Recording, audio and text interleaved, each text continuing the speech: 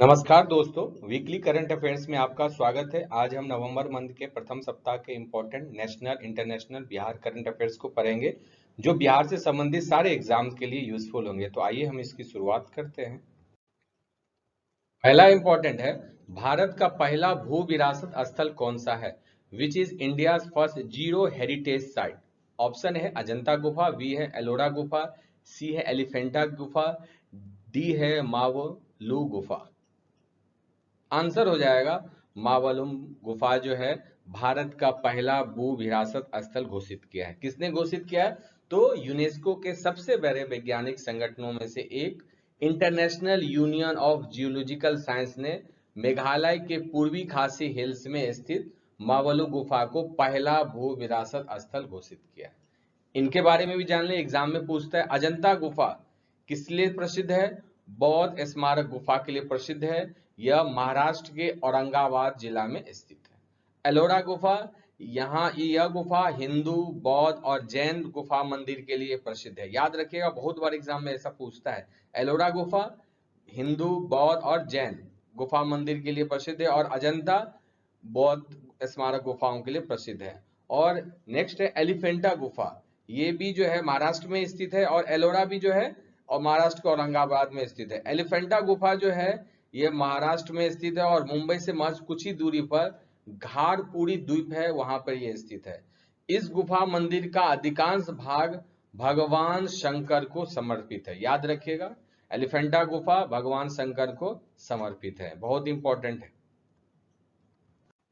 Next important है, मावलू गुफा भारत के किस राज्य में स्थित है? In which state of which India Mawluh cave located? अभी आपको मैंने बताया। ऑप्शन है मिजोरम, बी है मणिपुर, सी है मेघालय, डी है महाराष्ट्र। अभी हमने आपको बताया, तो आंसर क्या हो जाएगा? सी। ये मेघालय के पूर्वी खासी हिल्स जिले में स्थित है मावलू का गुफा, जिसको यूनेस्को के सबसे बड़े वैज्ञानिक संगठनों में से एक international union of geological site ने जो है इसको भू विरासत स्थल घोषित किया है। ठीक है। नेक्स्ट इंपॉर्टेंट है, भारतीय उपमहाद्वीप की चौथी सबसे लंबी गुफा कौन सा है? Which is the fourth longest cave in India सब कॉन्टिनेंट? ऑप्शन है अजंता गुफा, बी है मावलम गुफा, मावलम लू गुफा, सी है एलोरा गुफा, डी है एलिफेंटा गुफा। आंसर हो जाएगा बी, मावलम लू गुफा। आंसर क्या हो जाएगा? मावलम केव। दोस्तों, हम इस टाइप की क्वेश्चन को जो है 3-4 फॉर्म में बता दिए हैं आपको, कि एग्जाम में जो है इस टाइप के क्वेश्चन आपसे पूछे जा सकते हैं। ठीक है, तो याद रखिएगा, भारतीय उपमहाद्वीप का चौथी सबसे लंबी गुफा कौन सा है? तो मावलम गुफा। नेक्स्ट इंपॉर्टेंट है, आतंकवाद से निपटने के लिए संयुक्त राष्ट्र आतंकवाद से निपटने के लिए संयुक्त राष्ट्र ट्रस्ट फंड में भारत कितना योगदान देगा? How much India will contribute for UN trust fund for counter terrorism? Option A है $1 लाख, बी है $2 लाख, सी है $5 लाख, डी है $8 लाख। आंसर हो जाएगा $5 लाख। भारत आतंकवाद से निपटने के लिए संयुक्त राष्ट्र ट्रस्ट फंड में जो है काउंटर टेररिज्म में $5 लाख का जो है योगदान देगा। नेक्स्ट इंपॉर्टेंट है, 2022 में संयुक्त राष्ट्र सुरक्षा परिषद की आतंकवाद निरोधी समिति सीटीसी की विशेष बैठक कहां आयोजित की गई थी? ऑप्शन ए है टोक्यो, बी है सिंगापुर, सी है हांगकांग, डी है न्यू दिल्ली। आंसर हो जाएगा डी, न्यू दिल्ली में सीटीसी आतंकवाद निरोधी समिति का जो है विशेष बैठक की जो है आयोजित की गई थी। कहां? 2022 में न्यू दिल्ली में। 11 सितंबर 2001 को जो वर्ल्ड ट्रेड सेंटर अमेरिका में जो हमला हुआ था, तो हमले के बाद 28 सितंबर 2001 को आतंकवाद निरोधी समिति सीटीसी का गठन किया गया था। समिति को स्थानीय और अंतर्राष्ट्रीय स्तर पर आतंकवाद विरोधी क्षमताओं को बढ़ाने के उपायों की निगरानी का काम सौंपा गया है, जिसकी बैठक 2022 में न्यू दिल्ली में आयोजित की गई थी। बहुत इंपॉर्टेंट है, याद रखिएगा।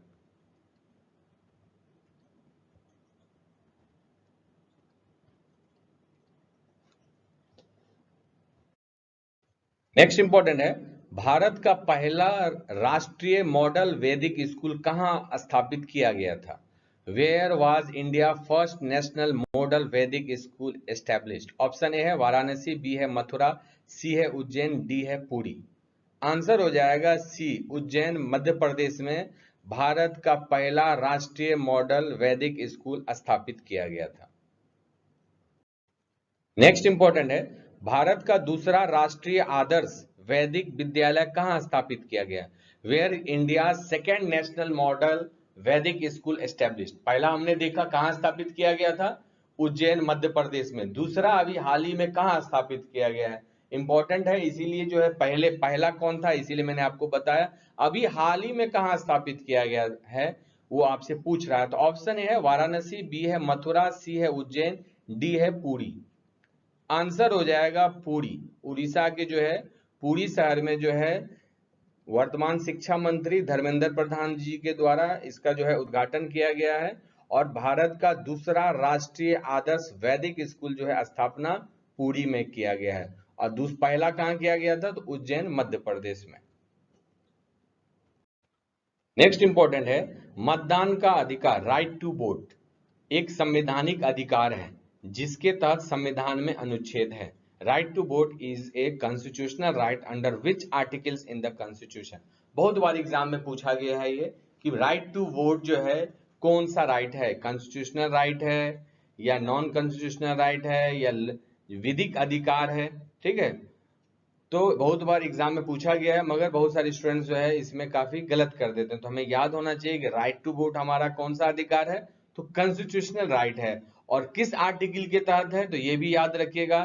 तो आंसर हो जाएगा डी, आर्टिकल 326 के तहत हमें जो है राइट टू वोट का जो अधिकार दिया गया है। और राइट टू वोट हमारा क्या है, कॉन्स्टिट्यूशनल राइट है, इसको याद रखिएगा।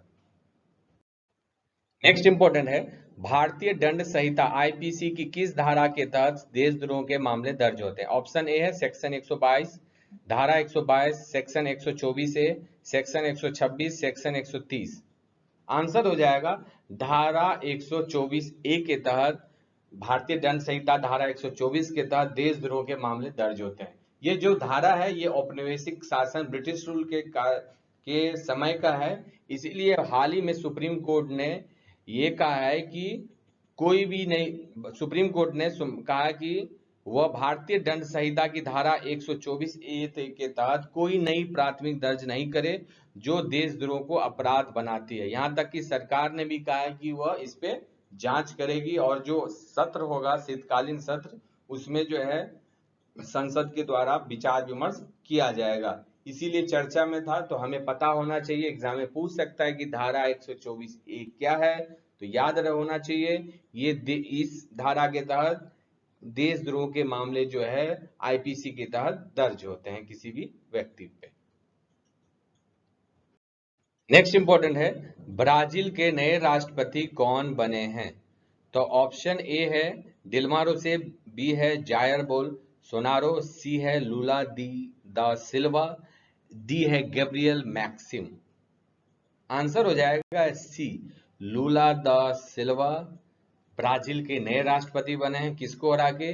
जायर बोल्सोनारो को हरा के। अक्सर जो है इस टाइप के क्वेश्चन पूछ देते हैं, इसीलिए याद रखिएगा इसको। नेक्स्ट इंपॉर्टेंट है, भारत ने किस देश को हराकर सुल्तान ऑफ जोहर कप जीता है? ऑप्शन ए है मलेशिया, बी है दक्षिण कोरिया, सी है बेल्जियम, डी है ऑस्ट्रेलिया। तो आंसर हो जाएगा ए, मलेशिया को हराकर भारत ने सुल्तान ऑफ जोहर कप जीता है। और ये भी क्वेश्चन आपसे पूछ सकता है कि सुल्तान जोहर कप का संबंध किस खेल से है, तो याद रखिएगा हॉकी से। नेक्स्ट इंपॉर्टेंट है, फ्रेंच ओपन पुरुष युगल खिताब किसने जीता है? Who won the French open men's double title किसने जीता है? तो ऑप्शन ए है सात्विक साईराज रंकी रेड्डी और चिराग शेट्टी की जोड़ी ने, बी है लू चिंग याओ या यांग पो हनो की जोड़ी ने, या विक्टर एलेक्सेन या डेविड ग्रुफ की जोड़ी ने, या डी है ज्वाला गुट्टा या अश्विनी पोनप्पा की जोड़ी ने।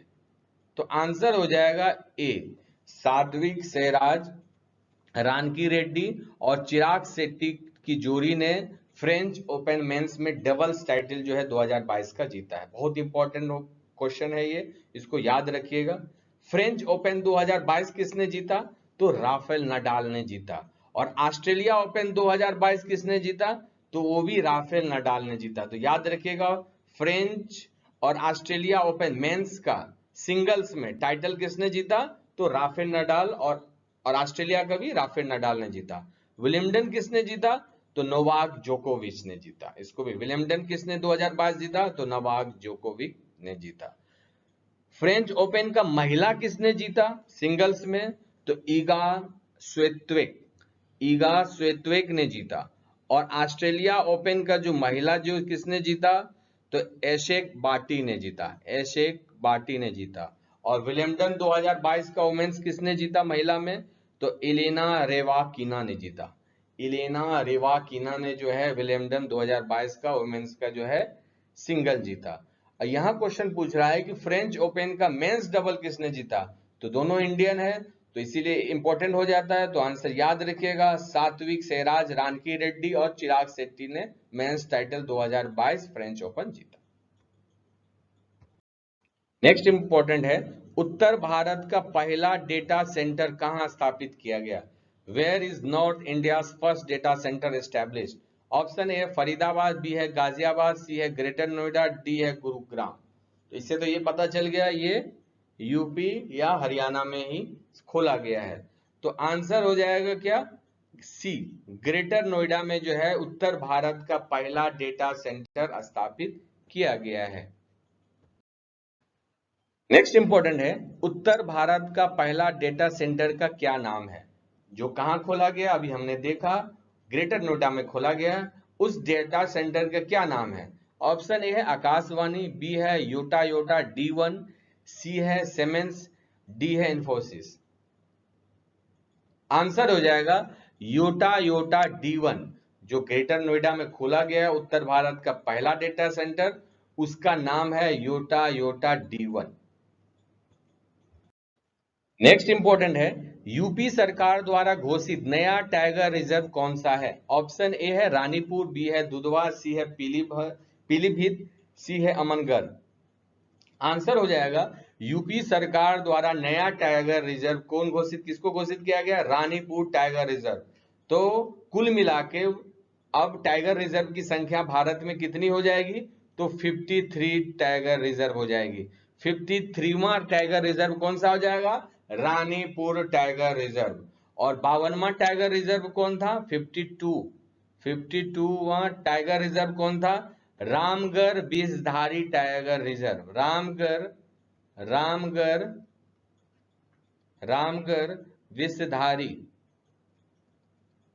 विषधारी टाइगर रिजर्व कहां पे है? तो राजस्थान में। ये कौन सा नंबर का टाइगर रिजर्व था? 52वां, रानीपुर टाइगर रिजर्व से पहले। तो टोटल टाइगर रिजर्व की संख्या भारत में कितनी हो गई अब वर्तमान में? तो 53 हो गई। पहला टाइगर रिजर्व कौन सा था? तो उत्तराखंड का जिम कॉर्बेट नेशनल पार्क जो था टाइगर रिजर्व, ये पहला था। सबसे छोटा टाइगर रिजर्व कहाँ है? तो पेंच, मध्य प्रदेश में सबसे छोटा टाइगर रिजर्व है। आपसे ये क्वेश्चन पूछ सकता है, सबसे ज्यादा बाघों की संख्या किस राज्य में है? तो इसको याद रखिएगा, कर्नाटका में। दूसरे नंबर पे कौन सा है? तो मध्य प्रदेश। बिहार का एकमात्र टाइगर रिजर्व कौन है? Valmiki tiger reserve. वो कहां स्थित है? तो पश्चिमी चंपारण में।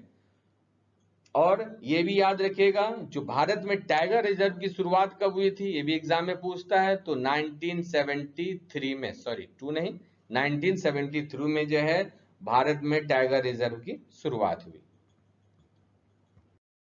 नेक्स्ट इंपॉर्टेंट है, भारत में कितने टाइगर रिजर्व स्थित हैं? अभी आपको पता चल गया होगा इसका आंसर क्या होगा। तो आंसर क्या हो जाएगा? सी, भारत में कुल 53 टाइगर रिजर्व हैं। और कौन सा 53वां टाइगर रिजर्व है? तो रानीपुर टाइगर रिजर्व। कहां पे? यूपी में। नेक्स्ट इंपॉर्टेंट है, मानगढ़ धाम किस राज्य में स्थित है? In which state Mangarh Dham is located? Option A है गुजरात, बी है मध्य प्रदेश, सी है राजस्थान, डी है हरियाणा।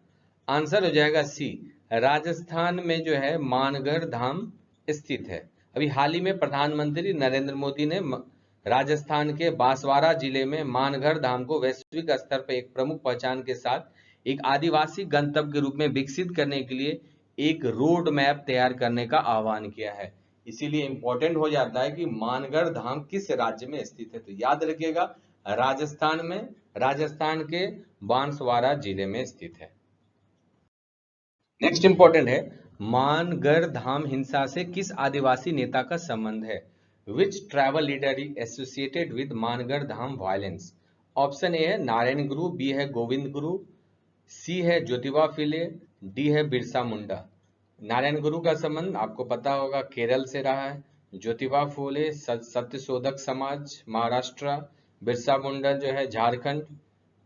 तो आंसर क्या हो जाएगा? गोविंद गुरु जो है मानव धाम हिंसा से जो है गोविंद गुरु आदिवासी नेता का जो है संबंध रहा है। और मानवगढ़ धाम कहां पे है? तो राजस्थान में है।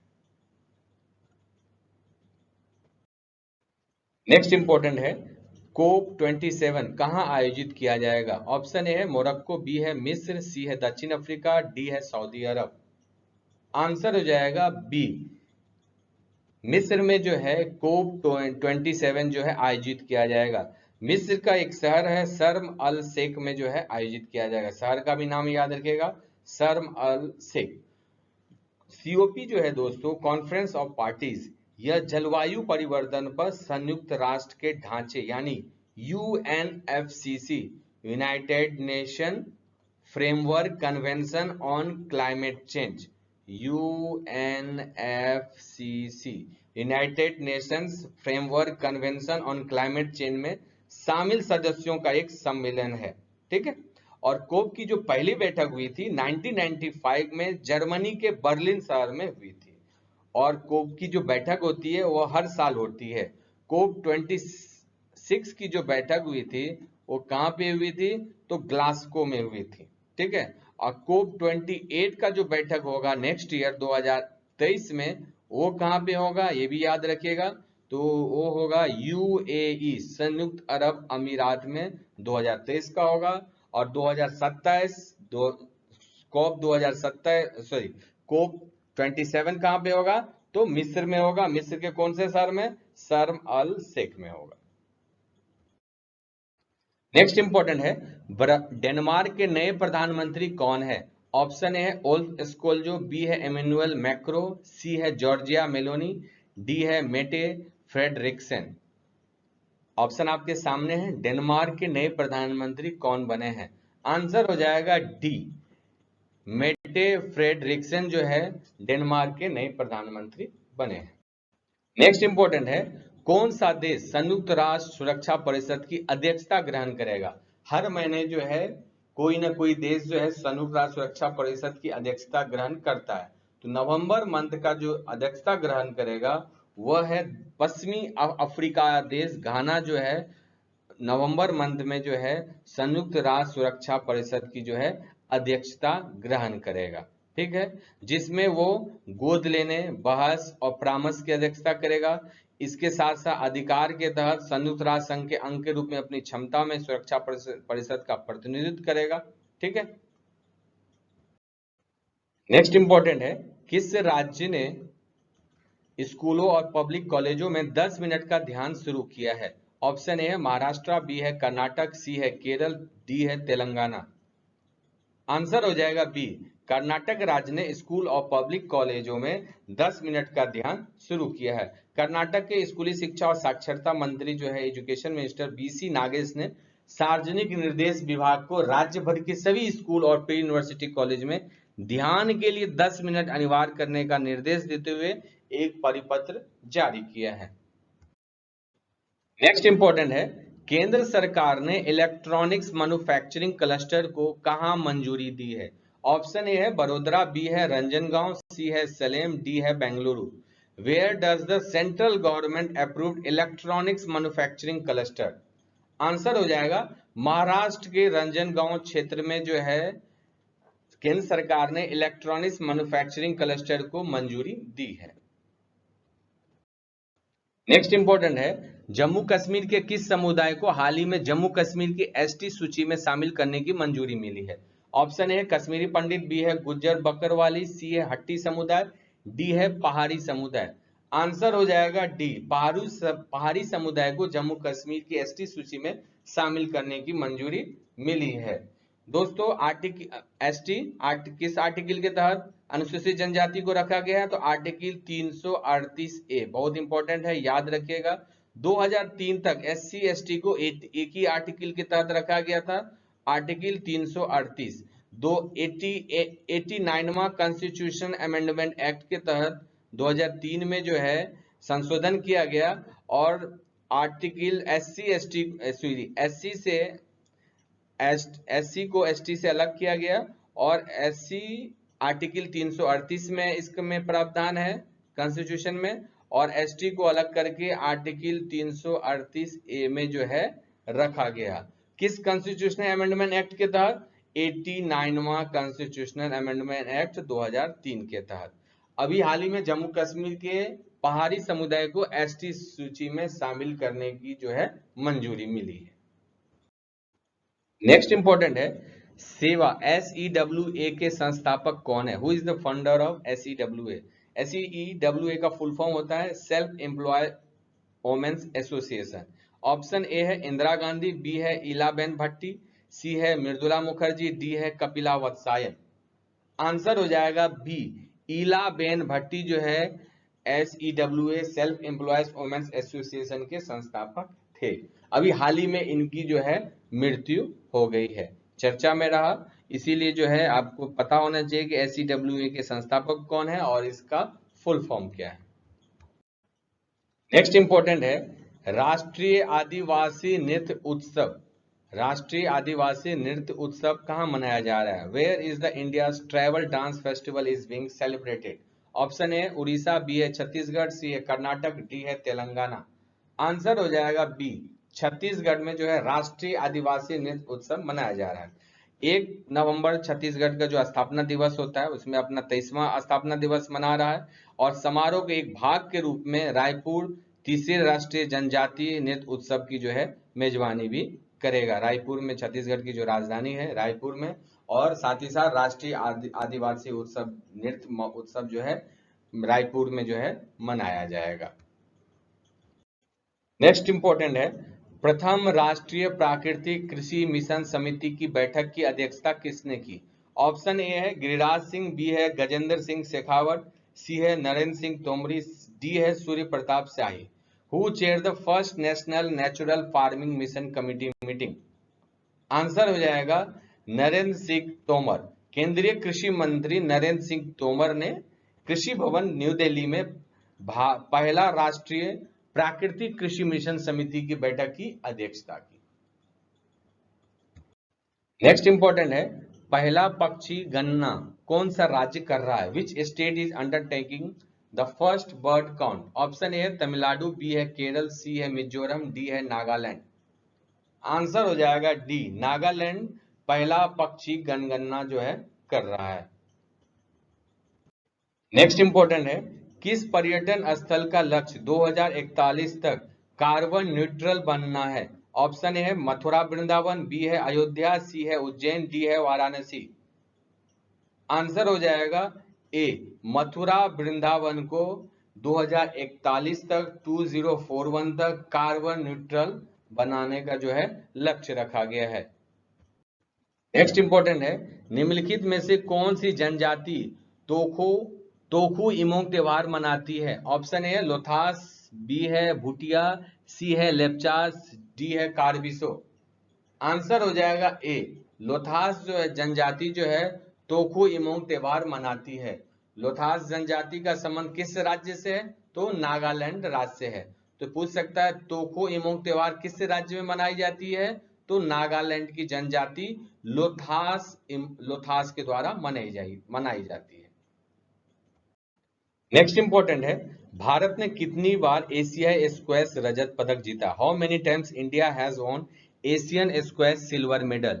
ऑप्शन ए है 2 बार, बी है 3 बार, सी है 4 बार, डी है 5 बार। आंसर हो जाएगा बी, 3 बार जीता है भारत ने एशियाई स्क्वैश। कब कब?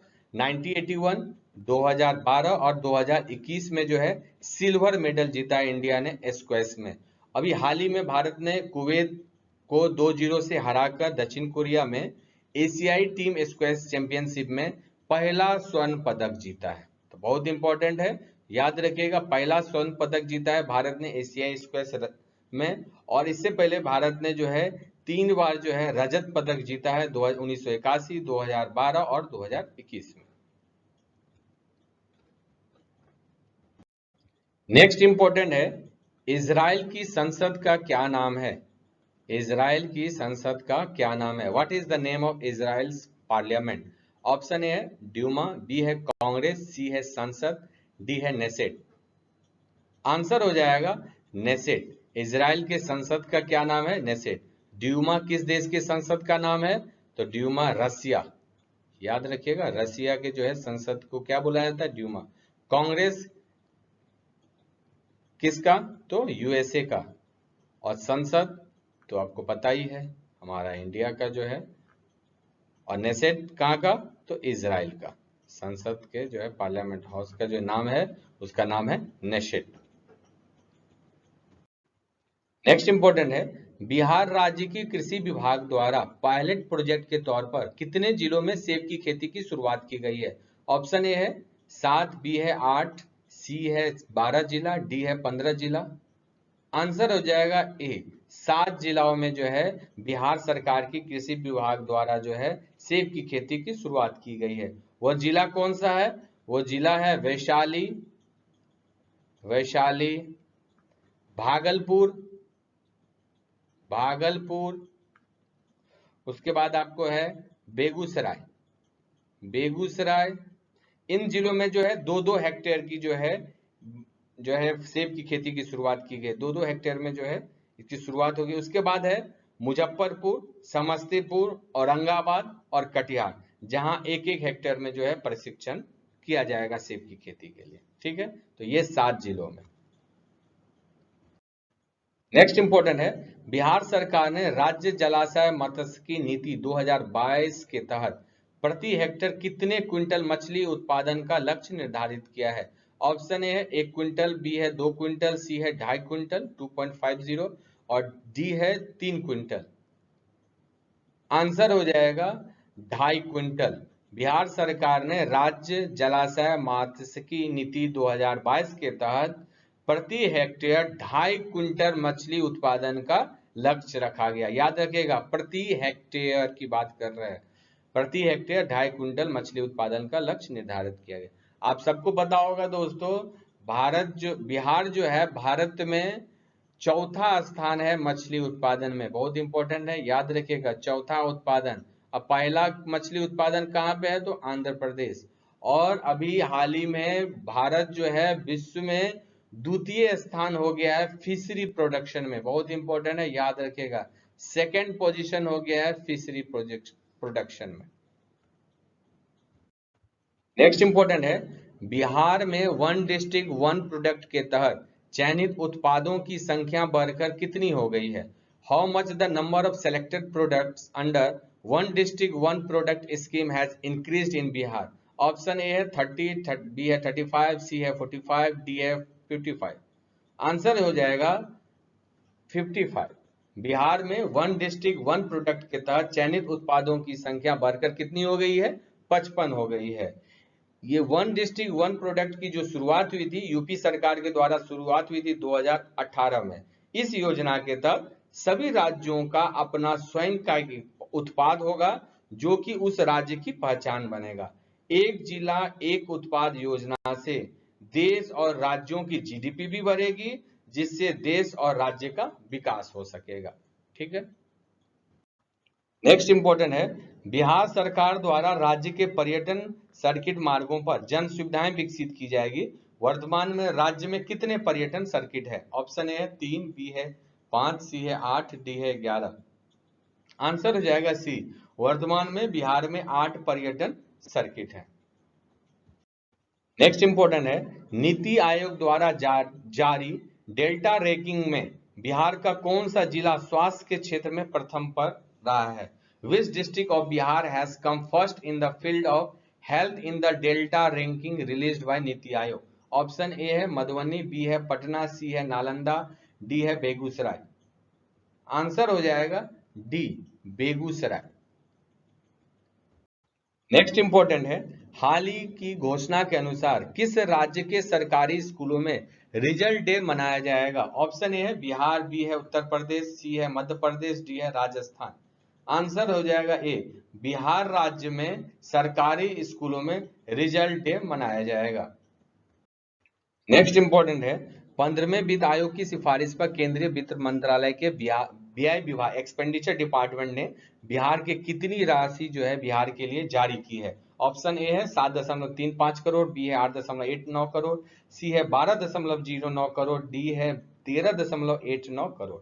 आंसर हो जाएगा ए 7.35 करोड़ रुपया केंद्रीय वित्त मंत्रालय के जो है एक्सपेंडिचर डिपार्टमेंट ने बिहार के लिए जारी किया है। 15 फाइनेंस कमीशन के अध्यक्ष कौन है? तो याद रखिएगा NK सिंह, बहुत बार एग्जाम में पूछा गया है। 15 फाइनेंस कमीशन क्या है दोस्तों? ये कॉन्स्टिट्यूशनल बॉडी है, जो वित्त आयोग है कॉन्स्टिट्यूशनल बॉडी है, और आर्टिकल 280 के तहत, याद रखिएगा आर्टिकल 280 के तहत 280 के तहत जो है भारत के राष्ट्रपति प्रत्येक 5 वर्ष या उससे पहले एक वित्त आयोग का गठन करता है। 15 फाइनेंस कमीशन का गठन 2017 में किया गया था NK सिंह की अध्यक्षता में। इसकी सिफारिश इन्होंने जो सिफारिश दिया था वो सिफारिश जो है 2021-22 से 2025-26 तक जो है मान्य रहेगा, मान्य रहेगा, याद रखिएगा इसको, बहुत इंपॉर्टेंट है। आर्टिकल 280 और अध्यक्ष कौन है NK सिंह। ये थे आपके 1 वीक के इंपॉर्टेंट करंट अफेयर्स। आशा करता हूं कि आपको ये वीडियो अच्छे लगे होंगे। अभी तक हमारे चैनल माय ऑनलाइन प्रेप को आपने सब्सक्राइब नहीं किया है तो प्लीज सब्सक्राइब करें और इस वीडियो को ज्यादा से ज्यादा शेयर करें। Thank you.